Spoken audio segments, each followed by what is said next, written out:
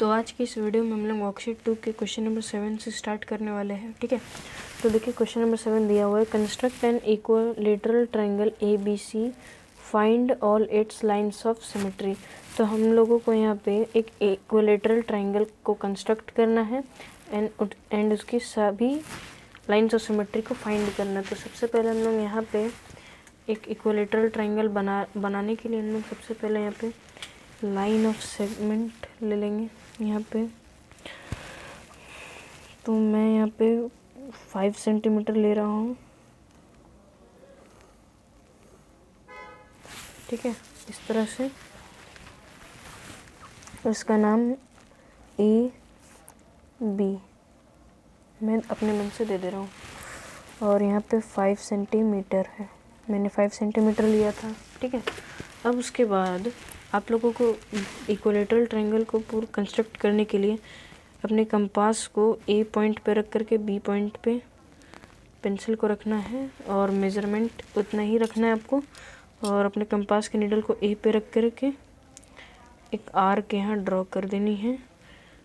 Compass को उतना ही रहने दीजिएगा, छोटा बड़ा मत कीजिएगा। उसी तरह B वाले पॉइंट पे अपने कंपास के नीडल को रख के आपको एक आर्क इस तरह से प्रीवियस आर्क को कट कर देनी है, कुछ इस तरह से। ठीक है, और इस वाले जहाँ ये दोनों आर्क मिल रहे हैं मैं इसको C नाम दे दे रहा हूँ। ठीक है, और ये दोनों आर्क जहाँ मिल रहे हैं वहाँ पे अपने पेंसिल को रख करके A पॉइंट पे मिला दीजिएगा। ठीक है, और उसी तरह B वाले पॉइंट पे भी मिला दीजिएगा। ठीक है, तो ये हमारा बन गया है इक्विलेटरल ट्रायंगल। अब हम लोग इसको पहले मेजर कर लेते। देखिए इसका हमने लिया था 5 सेंटीमीटर, तो इसका अदर 2 साइड्स भी 5 सेंटीमीटर ही आना चाहिए। ठीक है, यहाँ से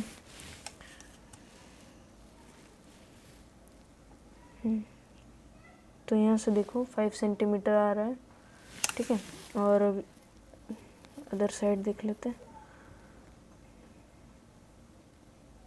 तो ये भी एग्जैक्ट 5 सेंटीमीटर आ रहा है, यानी कि हमारा ये वाला साइड 5 सेंटीमीटर है, ये वाला साइड भी 5 सेंटीमीटर है। ठीक है, तो ये तो हमारा ट्रायंगल बन गया इक्विलेटरल। अब हमें यहाँ पे बोला जा रहा है find all it's lines of symmetry. अब इसकी सभी लाइंस ऑफ सिमेट्री को हम लोग फाइंड करेंगे। वो कैसे करेंगे आप लोग यहाँ पे देखो। यहाँ से पहले मेज़र कर लो। कंपास पहले हमने पूरी 5 सेंटीमीटर की ली थी, अब 5 सेंटीमीटर का हाफ और उससे थोड़ा सा ज़्यादा इतना आप लोग ले लो। ठीक है, इतना ले लो। और उसके बाद आप लोग A पॉइंट पे रख के एक आर्क यहाँ से ड्रॉ करो और कंपास की नीडल को वहीं रखना और एक आर्क को इधर से ड्रॉ कर दो। ठीक है, अब कंपास को छोटा बड़ा ना करते हुए हम लोग इस B वाले पॉइंट को अपने कंपास के नीडल पे रख करके प्रीवियस वाले आर्क को कट कर देंगे। ठीक है, और ऊपर से हमने कर दिया, अब नीचे से भी हमने यहाँ पे हम लोग कर दिया। ठीक है, कुछ इस तरह से। और अब हम लोग इसको इस वाले आर्क को हम लोग सपोज O नाम दे दिए और इस वाले आर्क को OM। ठीक है, उसके बाद अब इन दोनों को हम लोग मिला देंगे लाइन ऑफ सिमेट्री से।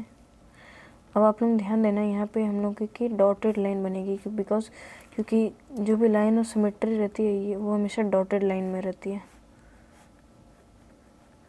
ठीक है,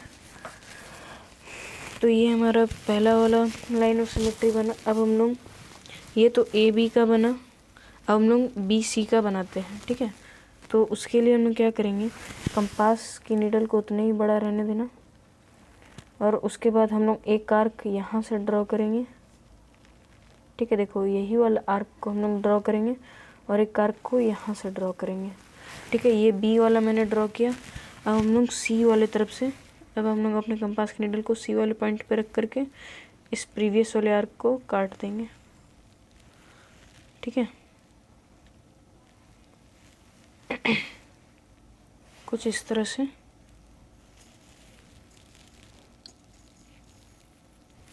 यहाँ से हम लोग इसको थोड़ा सा बड़ा कर देते हैं, ठीक है, बी पॉइंट पे रख के इस वाले आर्क को, ठीक है, थोड़ा सा मैंने बड़ा कर दिया था। और अब हम लोग इस वाले पॉइंट को एल नाम दे देते हैं, और ये इस वाले पॉइंट को, जहाँ ये वाली आर्क मिल रही, इस वाले पॉइंट को एन नाम दे देते हैं, ठीक है। अब ये दोनों आर्क जहाँ मिल रही है, इन दोनों को मिलाओ ए वाले पॉइंट से, और ध्यान रखना डॉटेड लाइन रखना, ठीक है, कुछ इस तरह से।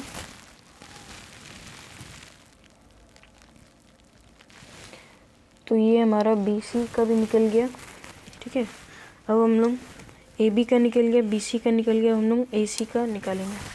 तो ठीक है, अब हम लोग कंपास के नीडल को उतना ही बड़ा रखते हैं। तो ये हमारा बी तरफ से भी होगा, सी तरफ से भी हो गया। अब हम लोग ए तरफ से बनाएंगे। तो हम लोग अपने कंपास के नीडल को ए पॉइंट पे रख करके एक आर्क यहाँ से ड्रॉ कर देंगे,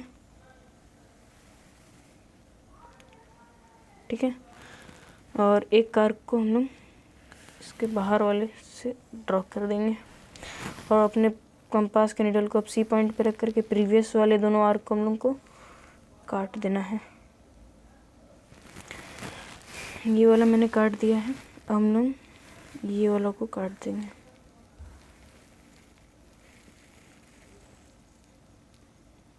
ठीक है। और हम लोग ये वाली जो आर्क है, हम लोग इसको डी नाम दे देते हैं, और इस वाले आर्क को ई नाम दे देते हैं, ठीक है। और अब हम लोग इन दोनों को मिला देते हैं, और मिला करके बी वाले पॉइंट पे ला करके हम इसको लाइन को रखेंगे, और ध्यान रखना डॉटेड लाइन होनी चाहिए,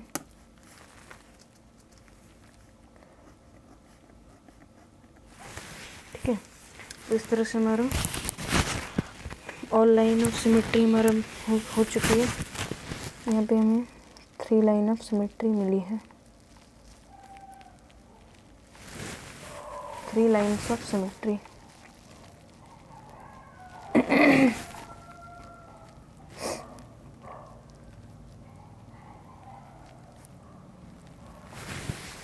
लाइन्स ऑफ सिमेट्री, ठीक है। तो ये हमारा क्वेश्चन नंबर 7 यहाँ पे सॉल्व हुआ। आप लोग क्वेश्चन नंबर 8 देखो, ठीक है। तो क्वेश्चन नंबर 8 दिया हुआ है, will A scalene triangle have any line of symmetry. क्या स्केलिन ट्राइंगल का कोई भी लाइन ऑफ सिमेट्री होता है? तो यहाँ पे आप लोग देखो, मैंने यहाँ पे एक स्केलिन ट्राइंगल को काट के रखा है, ठीक है, जिसकी आप लोगों को पता होगा स्केलिन ट्राइंगल की कोई भी साइड इक्वल नहीं रहती है। तो यहाँ से आप लोग देखो, ये वाली जो साइड है मैंने यहाँ पे 4 सेंटीमीटर ली है, नीचे वाले साइड को 6 सेंटीमीटर मैंने लिया है, और ये वाली जो साइड है ये वाली 5 सेंटीमीटर को लिया है। आप लोग इसको जहाँ से भी फोल्ड करोगे, सपोज़ मैंने इस तरह से फोल्ड किया, तो देखो ये वाला एरिया बाकी बच जा रहा है, तो ये पूरा ओवरलैप नहीं कर रहा है, ठीक है। आप लोग इसको जहाँ से भी फोल्ड करो, चाहो तो इस तरह से फोल्ड करो, तो देखोगे कि कहीं कहीं से जगह बच ही जा रहा है। तो यहाँ पे आपका आंसर हो जाएगा नो, ठीक है, नो, ठीक है। अब आप लोग 9 नंबर देखो, under what circumstances will A right angle triangle have a line of symmetry, give reasons. तो यहाँ पे आप लोग देखो, मैंने एक राइट एंगल ट्राइंगल यहाँ पे ले लिया है, और एक राइट एंगल ट्राइंगल मैंने यहाँ पे ले लिया है, ठीक है। अब यहाँ पे आप लोग देखो, यहाँ पे बोल रहा है कि under what circumstances will A right angle triangle have a line of symmetry. क्या राइट एंगल ट्राइंगल के पास लाइन ऑफ सिमेट्री रहता है? और रहता है तो उसका रीज़न दीजिए, ठीक है। तो यहाँ पे देखो, मैंने 2 राइट एंगल ट्राइंगल लिए हैं, लेकिन इन दोनों में आप लोगों को फ़र्क ज़रूर दिख रहा होगा कि ये वाला जो मैंने राइट एंगल ट्राइंगल लिया है, इसके ये वाले side 5 centimetre and downer side भी 5 सेंटीमीटर मैंने लिया है। तो आप लोगों को पता है कि ये राइट एंगल ट्राइंगल है और इसके दोनों साइड्स इक्वल है, ठीक है। तो इससे हम लोग, ये दोनों साइड इक्वल है तो आइसोसेलेस ट्राइंगल और राइट एंगल और राइट एंगल ट्रायंगल भी है, ठीक है।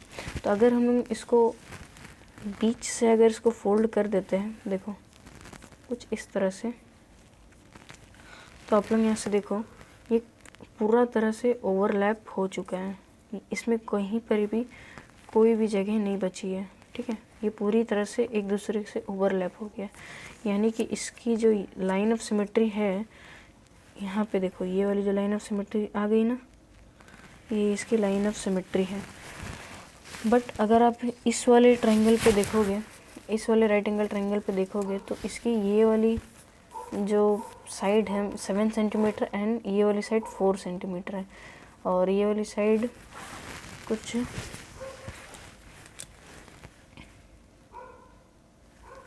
8 सेंटीमीटर के अराउंड है, ठीक है। तो यानी कि इसकी कोई भी साइड इक्वल नहीं है। ये एक स्केलेन ट्रायंगल भी हम इसको बोल सकते हैं, लेकिन ये असल में 9 ये राइट एंगल ट्रायंगल है। तो यहाँ से आप लोग इसको स्केलेन, आप लोगों को पता है इसकी कोई भी साइड इक्वल नहीं है, तो ये स्केलेन ट्रायंगल है ही। यहाँ से स्केलेन और ये राइट एंगल ट्रायंगल है, स्केलेन राइट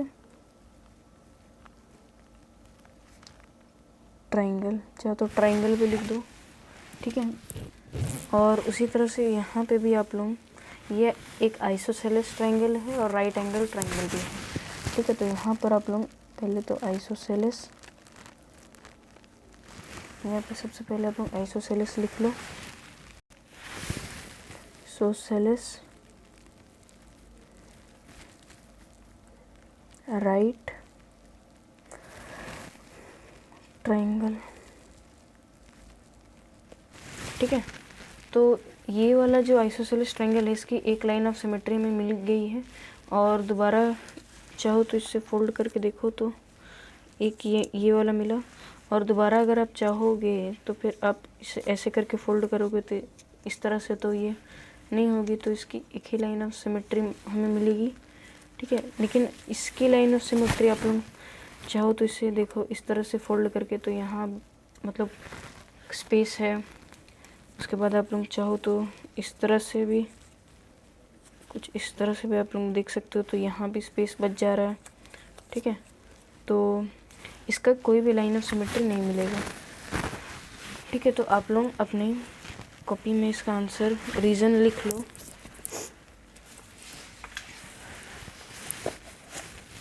नाइन नंबर ना, it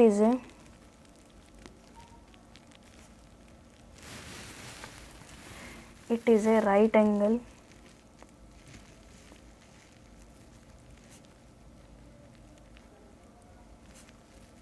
isosceles, it is a right angle isosceles triangle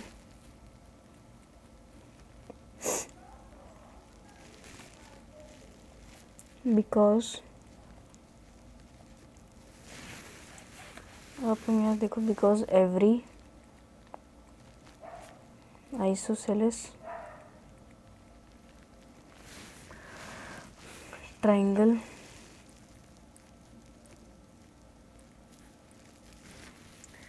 has a line of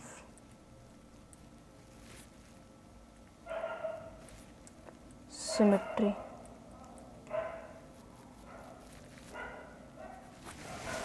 ठीक है, लाइन ऑफ सिमेट्री।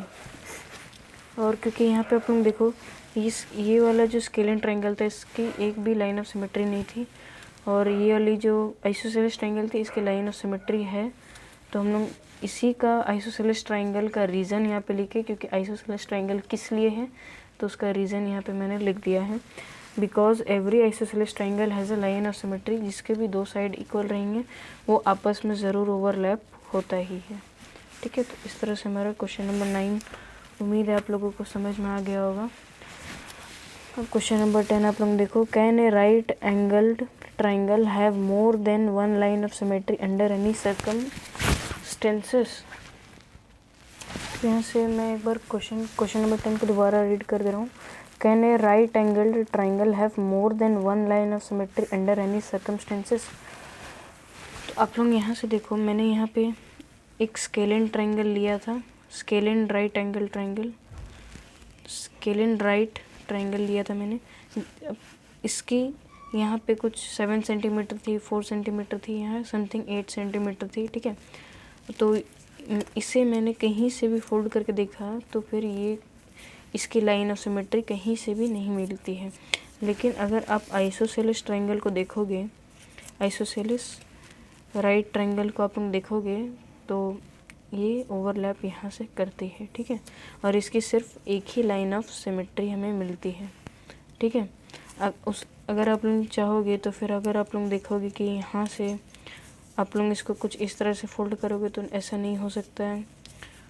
फिर आप लोग चाहोगे इसको कुछ इस तरह से, आप लोग जैसे भी चाहोगे तो इसका सिर्फ लाइन ऑफ सिमेट्री 1 ही आएगा, ठीक है। तो यहाँ पे बोल रहा है कैन ए राइट एंगल, ये जो राइट एंगल ट्रायंगल है have more than 1 line of symmetry.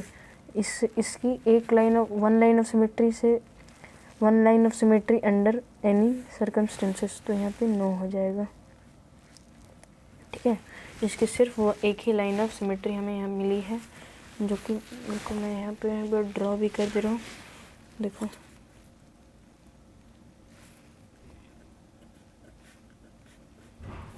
ठीक है, तो क्वेश्चन नंबर 10 का आंसर नो हो जाएगा। इससे हमें सिर्फ राइट एंगल ट्रायंगल से हमें सिर्फ 1 लाइन ऑफ सिमेट्री ही मिलती है। तो नेक्स्ट वीडियोस में हम लोग वर्कशीट 3 के क्वेश्चंस को सॉल्व करेंगे। तो मिलते हैं वर्कशीट 3 के क्वेश्चंस के साथ।